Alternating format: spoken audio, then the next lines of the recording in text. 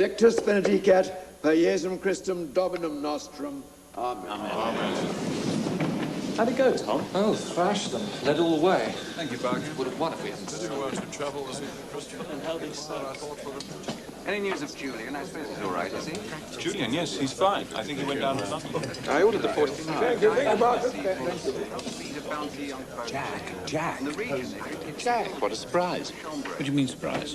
Not outplying your trade? You, Desmond. What trade is that, Christopher? I see you as a species of medieval peddler selling relics of the saints, of dubious authenticity. Fair play, Christopher. Jack's no Roman. I can vouch for that. I speak metaphorically, Harry. Jack's trade is the manufacture and supply of easy answers to difficult questions. What's he say? He says Jack has the answer, but I wonder if I Morning. I've been meaning to ask you about your brother's books. Does he actually know any children? Children? Jack? I don't think so. How on earth does he pull it off? Parker, this isn't the Chambertin 45. To the best of my belief, it is just one Holden's. No, Nick, no, you do not agree with Marcus. You disagree with Marcus. But Marcus says he agrees with me. Marcus has no real grasp of his own thought processes. Also, he tells the most terrible lies. Believe me. I'm intrigued, Jack. Apparently you don't know any actual children. And that's balderdash. I'm sure Rupert could spare one or two of his brood. Jack forgot my wife. That poor wife of yours. Thank you. I don't see why. Who says I don't know any children? You? Warnie. My brother was a child once, Rupert. And as unlikely as it may seem, so was I. Thursday tomorrow, Jack. You know, the week's almost gone and I haven't done half my letters. You don't have to write back. You Don't have to write back, I know. It only encourages them. Yes. Mr. C.S. Lewis thanks you for your letter, but has nothing whatsoever to say in reply. It's going to be quite a frost tonight, Warnie. Too many stars. Confuses me. Right?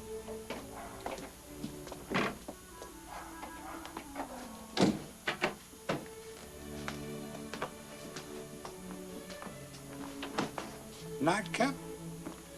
Don't think so.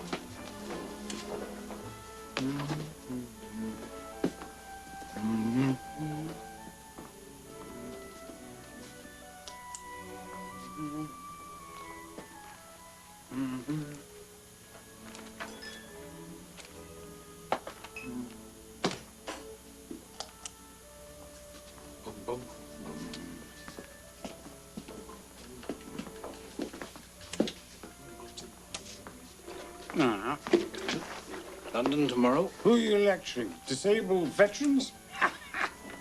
Church widow? Association of Christian Teachers.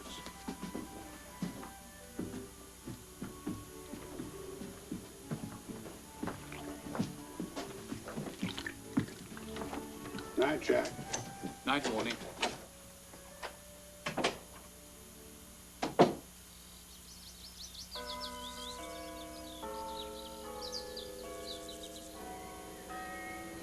Garden, enclosed by a high wall. Inside the garden, a fountain. In the fountain, 2 crystal stones. In the crystals, in reflection, a rose garden. In the midst of the roses, 1 perfect rosebud. Guillaume de Lory is using the rosebud, of course, as an image. But an image of what? Love? What kind of love? Untouched? Unopened? Like a bud? Yes, more? Perfect love. What makes it perfect? Come on, wake up. Is it the courtly ideal of love? What is that? What is its one essential quality? Unattainability. The most intense joy lies not in the having, but in the desiring. Delight that never fades, bliss that is eternal, is only yours when what you most desire is just out of reach. What was that, Mr. Whistler? Nothing, Mr. Lewis. If you disagree with me, say so. Fight me. I can take it. Even I can't fight on both sides at once, you know. Or at least I can, but I'm liable to win. Dad, why is the beer in this pub always cold? Now, Mr. Angus. Cold beer. Oh, chills the stomach, has no taste. I have a complaint about the wardrobe. Complaint? Our children love it. I will not have another blasted conversation about Jack's blasted nursery. No. Listen. In the book, you describe the house as belonging to an old professor who has no wife, and yet you say that when the little girl enters the magic wardrobe, she finds it full of fur coats. Oh, very good, Eddie. It's simple. They belong to the professor's old mother. It's simple.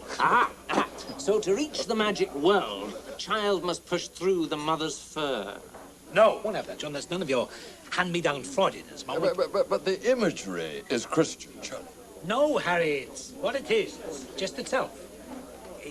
It's just magic. Magic. Look. Let me show you. The child steps into the wardrobe. The coats are thick and heavy. What about the fur? Fur's not important, John. The child must push through. They're pressing close, almost suffocating, and suddenly there's white light, crisp, cold air, trees, snow. Total contrast, you see. It's the gateway to a magical world. What time is it? Good Lord, my train. Anyway, well, see you all tomorrow. Bye. Bye. Cheerio, Jack. Bye, Mr. Lewis. Yesterday, I received a letter that referred to an event that took place almost a year ago now, December the 4th, 1951. My correspondent hadn't forgotten. I doubt if any of us have. That was the night a number 1 bus drove into a column of young Royal Marine cadets in Chatham and killed 24 of them. You remember? Now, the letter asks some simple but fundamental questions. Where was God on that December night? Why didn't he stop it? Isn't God supposed to be good? Isn't he supposed to love us? And does God want us to suffer? What if the answer to that question is yes? So I'm not sure that God particularly wants us to be happy. I think he wants us to be able to love and be loved. He wants us to grow up.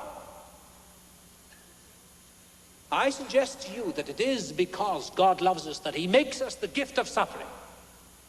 Or to put it another way, pain is God's megaphone to rouse a deaf world. You see, we are like blocks of stone out of which the sculptor carves the forms of men. The blows of his chisel, which hurt us so much, are what make us perfect. Thank you very much.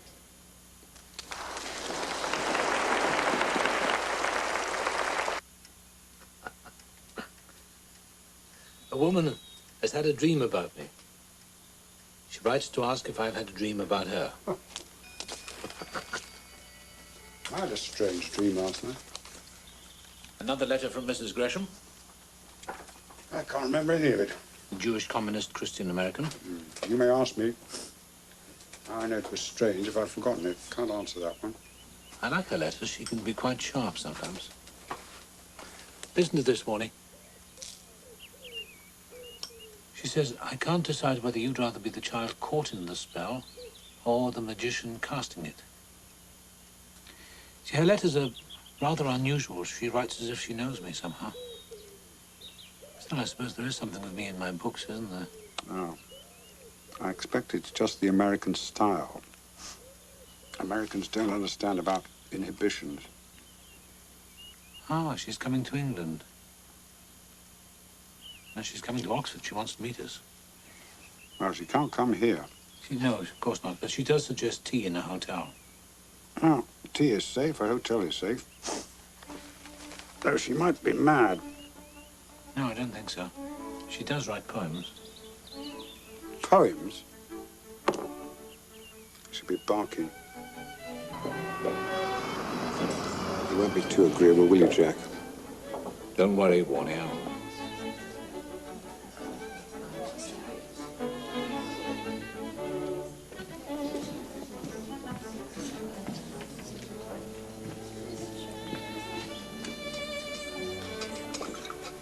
She'll turn out to be writing a dissertation on wardrobe. She'll ask whether she can come and watch you while you create. She'll say, I'll sit in a corner, you'll never know I'm there. It's only tea, Warnie. An hour or so of polite conversation, then we go home and everything goes on just the way it always has. Should we have some sandwiches? I wonder if they do toasted tea cakes.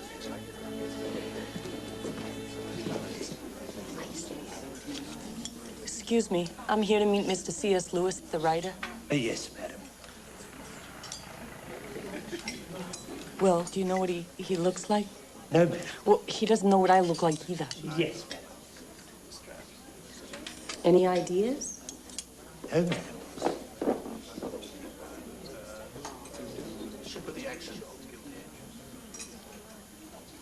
Anybody here called Lewis?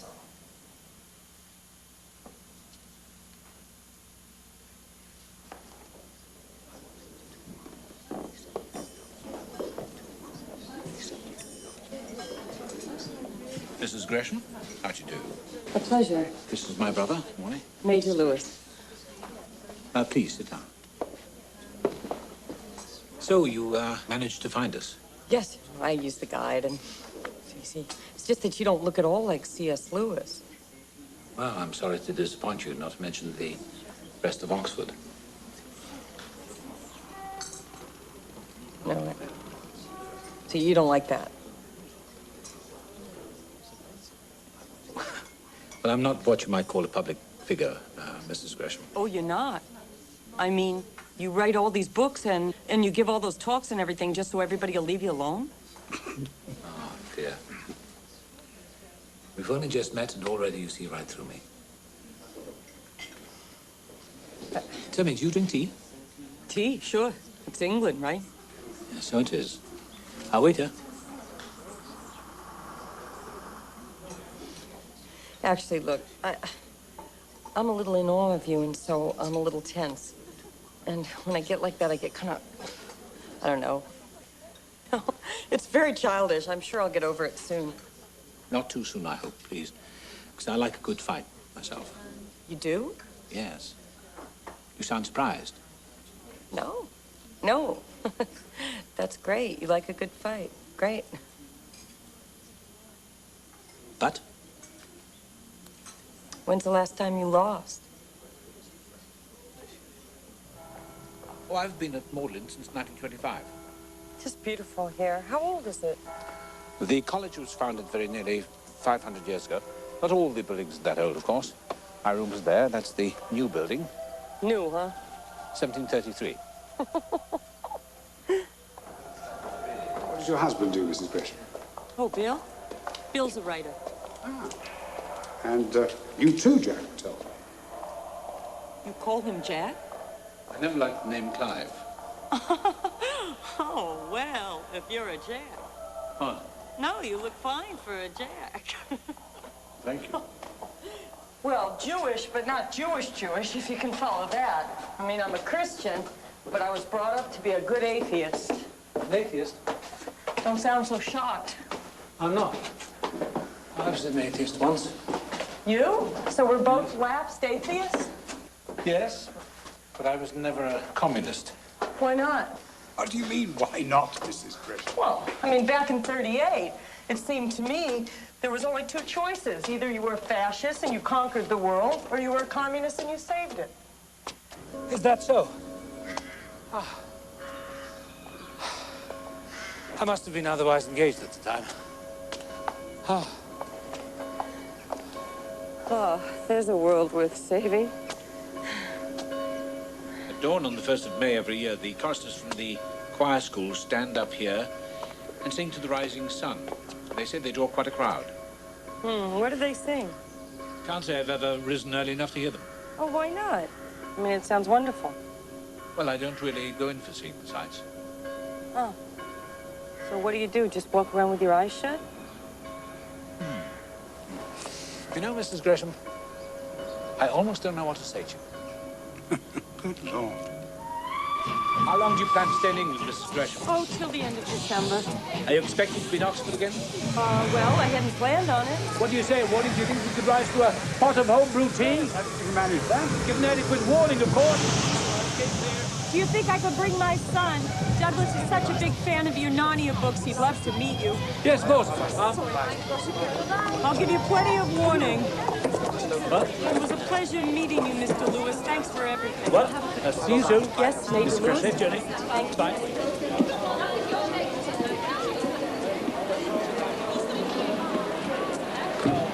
Does one wait for the train to leave? Character and plot. Chicken and egg. Which comes first?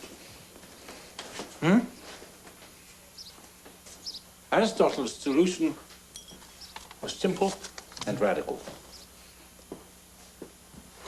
He said, plot is character. Forget psychology, forget the inside of men's heads. Judge them by their actions. For example, Mr. Whistler's asleep. Now, from that action, I take it that he has no interest in what I have to say. The puzzle is, that being the case, why is he here at all? So we construct a plot from Mr. Whistler's actions. He comes, he sleeps. Now, Aristotle would say that the next question is not why, but what is Mr. Whistler going to do next?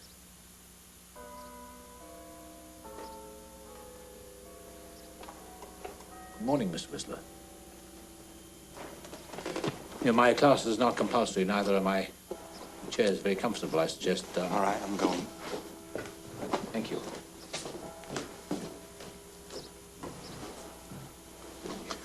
He comes, he sleeps, he goes. So the plot thickens.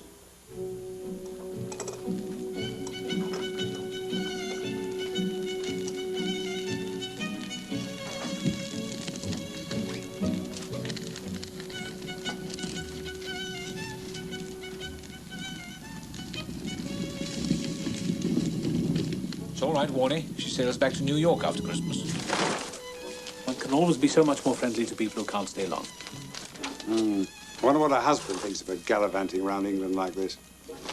It's not the Middle Ages, Warnie. She'll make you listen to one of her poems. I bet you 10 bob. Then she'll say to you, how do you like it, Mr. Lewis? And you'll be stumped. And I shall say, Mrs. Gresham, only you could have written that. Dust.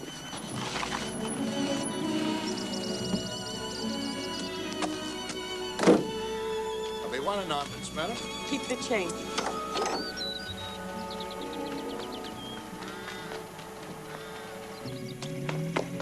Hello. You must be Douglas. Are you him? No. I'm his brother. So you found us, Mrs. Gresham? Well, the driver did. Come in. There we are.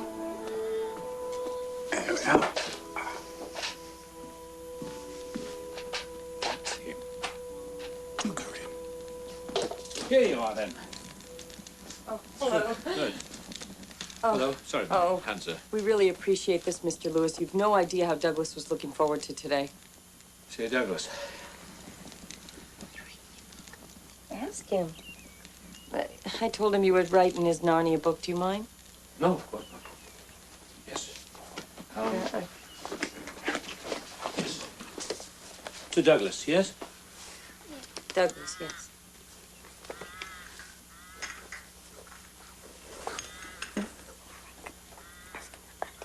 Oh, he wants to know if you have an attic. You can ask him these things. We do? What does it say, honey? The magic never ends. Well, if it does, sue him. Thank you, Mrs. Young. Thank you. I'd sure like to see the attic. Then you shall. Ah. Come along, young man. Let's go and find it. Thank you, Major Lewis. Oh, Jack was particularly hoping that you'd introduce him to your poetry. Now, you've got to find the key, Mrs. Young. Don't worry, I don't inflict my poems on innocent strangers. Not strangers, I hope. What about some of that long-promised tea? Yes, please. You take milk, don't you? Yes. No, I'd be interested to know about your poems.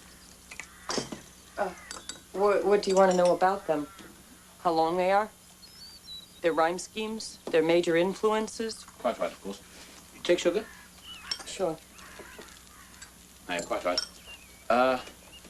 Well, would you be so kind as to introduce me to the poems themselves? Oh, I'm not sure. I won't be rude about them. What will you do? Stay silent or tell lies? No, I shall choose when I've heard one. All right. You know, I have won a National Poetry Award shared with Robert Frost. I'm impressed. Well, let's hope you stay that way. Let's get this out of the way. I'll give you an early one. That way I'm covered. I wrote this when I was 22, Spanish Civil War. It's called Snow in Madrid. Softly, so casual. Lovely, so light, so light. The cruel sky lets fall something one does not fight. Men, while perishing. Sorry. Men before perishing see with unwounded eye for once a gentle thing fall from the sky. Oh, embarrassed, huh? No, I'm touched. Touched. Yes. Touched, that's good. That's about its level. So you may ask, when was I ever in Madrid? The answer is never. A personal experience isn't everything. I disagree. I think personal experience is everything. So reading is a waste of time.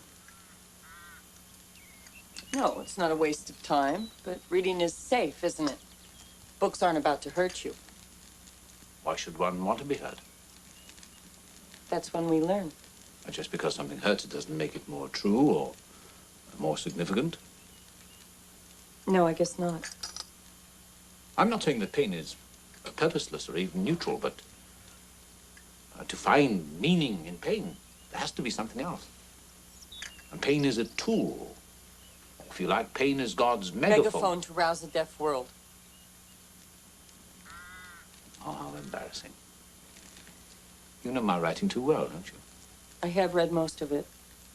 I guess I knew you pretty well before we met. Ah. But you'd not had the personal experience. Mr. Lewis, I have to stop calling you Mr. Lewis. It makes me feel like a kid. Can I call you Jack? Yes, of course. Jack, I'm Joy. Oh, hello, Joy. So, Jack, have you ever been really hurt? You don't give up, do you? Here we are. And there you go.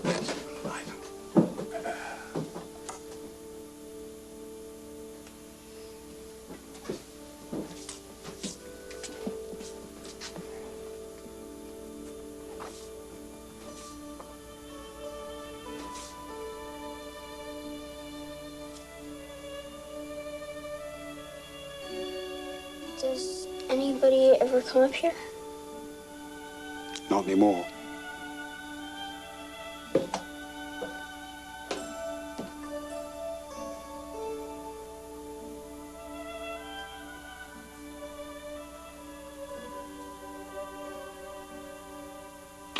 Come in. Oh, here we are.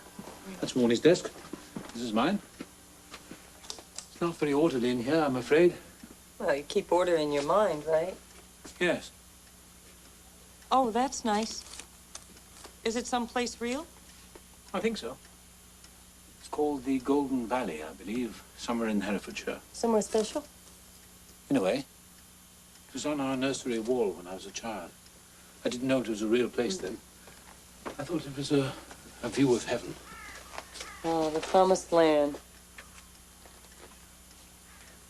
Yes, I used to think that one day I'd come round a bend in the road or over the brow of a hill. And there it would be.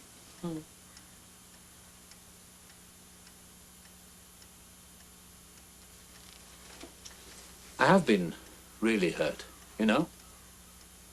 First time is always the worst. That was when my mother died. How old were you? 9? That's old enough to hurt. Oh, yes. It was the end of my world. I remember my father in tears, voices all over the house, doors shutting and opening. It was a big house, all long, empty corridors. I remember I had toothache and I wanted my mother to come to me. I cried for her to come, but she didn't come. And after death? Did you believe you'd meet her again? No. I don't think I had any faith in anything when I was a child. She was gone, that was all. And still you listen for the footsteps coming down the corridors. But they don't come. Yes.